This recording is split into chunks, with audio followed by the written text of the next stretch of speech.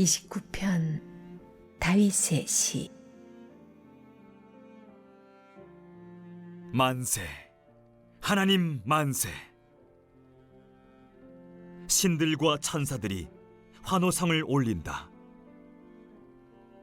두려운 마음으로 하나님의 영광을 마주하고 떨리는 마음으로 하나님의 능력을 목도하여라.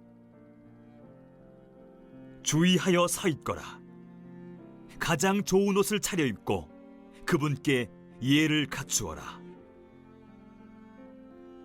하나님께서 천둥소리 내시며 물 위를 질주하신다. 찬란한 그분 목소리, 광채를 발하는 그 얼굴. 하나님께서 큰 물을 가로질러 오신다. 하나님의 우레소리는 북소리 같고 하나님의 천둥소리는 교향악 같다. 하나님의 우레소리가 백향목을 박살낸다. 하나님께서 북쪽의 백향목을 쓰러뜨리신다. 산맥들이 봄철 망아지처럼 뛰놀고 산마루들이 야생 새끼 염소처럼 날뛴다. 하나님의 우레소리에 불꽃이 튀긴다. 하나님의 천둥소리에 광야가 흔들린다. 그분께서 가데스 광야를 뒤흔드신다. 하나님의 우레소리에 참나무들이 춤춘다. 억수 같은 비가 가지들을 벌거숭이로 만든다. 온몸을 뒤흔드는 격렬한 저 춤. 모두가 무릎 꿇고 외친다. 영광! 큰 물 위에 하나님의 보좌 있으니 거기서 그분의 능력 흘러나오고 그분께서 세상을 다스리신다. 하나님께서 자기 백성을 강하게 하신다.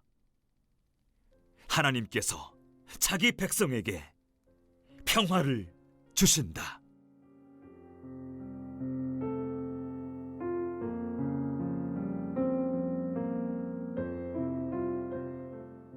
이 시편에서는 하나님 성호에 걸맞는 찬양, 하늘과 땅에 하나님 영광의 소리, 하늘 위 궁창 위에 하나님의 영광에 대해 묵상해 보시기 바랍니다.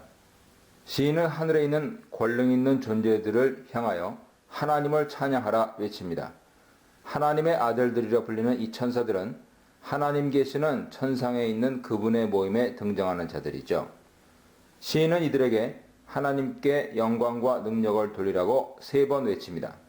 하나님은 하늘과 땅과 그 안에 있는 모든 피조물의 찬양을 받기에 합당하신 분이라는 점이 시인의 찬양 명령에 잘 나타나 있습니다.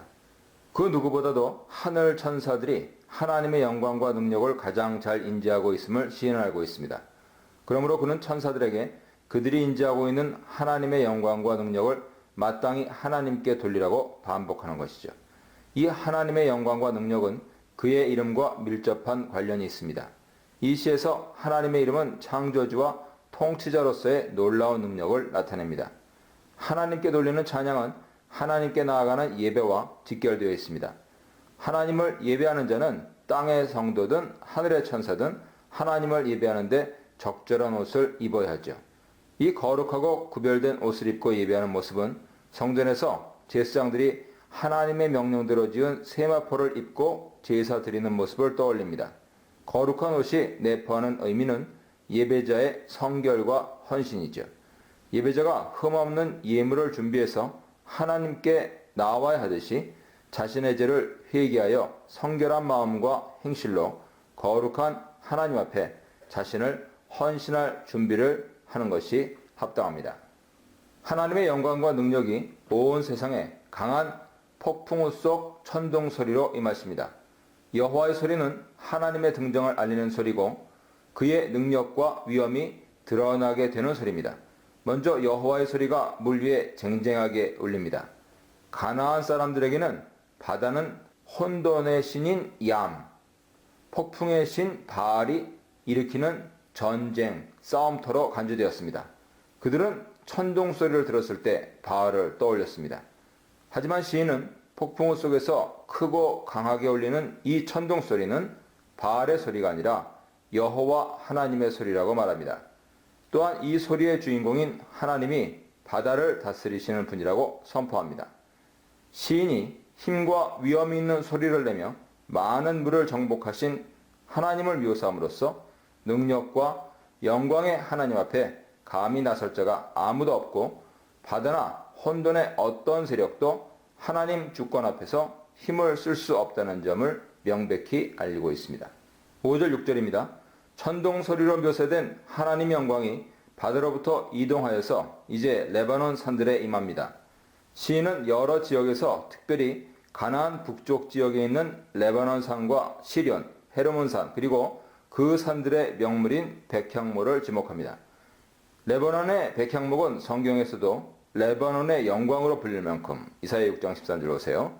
이스라엘처럼 견고한 집을 짓기 위한 목재가 귀한 가나안 지역에서 가장 좋은 나무로 알려졌습니다.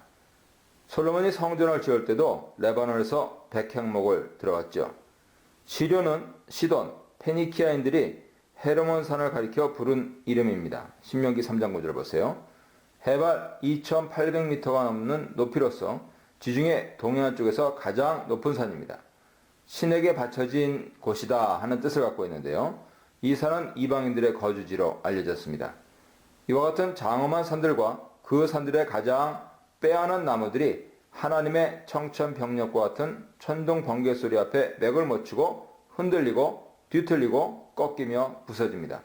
시인은 이 산들과 나무가 파괴되며 아수라장이 되는 모습을 마치 길들여지지 않은 들송아지가 몸을 뒤틀며 걷잡을 수 없이 이리저리 뛰는 것에 비유합니다. 하나님의 능력의 영광이 산과 바다를 정복하신 것이죠. 시인은 폭풍의 바다를 지나 산들에 임하여 그것을 뒤흔들며 제압하는 하나님의 무시무시한 힘을 보여줌으로써 바다에서와 마찬가지로 산에 깃들어 있는 어떠한 혼돈과 신들의 세력도 하나님의 능력과 주권 앞에서는 일어설 수 없음을 천명합니다. 바다와 마찬가지로 하나님이 제압한 이 헤르몬산은 근본적으로 하나님의 피조물이고 세상에 어떤 신의 이름이 아닌 오직 하나님의 이름만을 즐거이 외치게 될 주체인 것이죠. 천지를 진동하는 하나님 내성이 바다와 산맥을 지나 광야에 임합니다. 하나님의 천둥 번개 소리가 광야를 뒤흔들고 화염이 치솟아 삼림을 불태웁니다. 화염을 가르신다 하는 표현은 불을 내신다는 표현으로 번개와 더불어 일어나는 화염으로 이해할 수 있습니다. 시인은 하나님 능력을 불과도 연결지어서 묘사하는 것이죠. 한편 시인이 지목한 가데스 광야는 바란 광야 가데스인지 어디인지 확실하지 않습니다. 구체적인 지명보다는 일반적인 사막 지역으로 이해하는 편이 더 나을 것 같습니다. 여기서 말하고자 하는 것은 광활한 지역 어디든지 하나님 임재와 통치를 알리는 굉음이 들리지 않는 곳은 없다는 점입니다. 하나님의 소리가 들리고 불과 지진이 나는 모습을 통해서 시인은 계속해서 하나님의 능력과 통치권이 세상에 작동되고 있음을 보여주죠. 하나님 소리가 산의 나무들에게 영향을 미치듯 광야의 짐승들에게도 임해서 새끼를 뺀 암사슴이 예정된 시간보다 앞당겨 새끼를 낳습니다. 또한 하나님이 일으키시는 진동에 삼림이 눈에서 사라져버립니다. 이와 같이 눈을 휘둥그렇게 만드는 이미지 모두가 하나님의 놀라운 임재와 그의 통치 능력을 드높이는 구실을 하죠. 하나님의 소리를 통해서 표현되는 초월적인 힘은 영광스러운 것으로 인식되었습니다. 그러므로 시인은 하나님의 성전에서 그의 모든 피조물들이 영광을 외친다고 합니다. 여기서 성전이 하늘에 하나님 계신 곳인지 땅의 성전인지 확실하지 않습니다. 하늘이라면 시인은 우리를 다시 1, 2절에 천사들이 외치는 영광의 소리로 향하게 하죠. 땅의 성전이라면 이제 하나님 피조물들이 외치는 영광의 소리가 천사들이 외치는 하늘의 영광의 소리와 함께 하늘과 땅에서 울리는 것을 보여줍니다. 어느 쪽이든 시인이 의도하는 점은 하나님 영광이 천지에 충만하므로 그의 피조물 모두가 그에게 영광을 돌리는 것이 마땅하다는 것입니다. 시인은 이제 하나님 왕권에 집중합니다. 하나님이 요동하는 바다와 산과 광야를 통제하시는 모습을 보여줌으로써 하나님 왕권이 견고하게 세상에 안착해 있음을 보여줍니다. 하나님은 과거 홍수 때에도 홍수를 정복하시고 세상의 왕으로서 견고히 세상을 통치하셨습니다. 위에서 본 우주의 무질서와 혼란 속에서도 하나님의 통치와 질서는 영원히 유지될 것입니다. 또한 세상의 왕이신 하나님은 자기의 백성에게 힘과 평강을 복으로 주시고 보호하십니다. 1, 2절에서 천사들이 하나님께 영광과 힘을 찬양하고 3절로 9절에서 하나님의 소리를 통하여 영광과 힘이 증명되며 이제 영광과 힘의 하나님이 그의 백성에게 힘과 평강을 선물로 주십니다.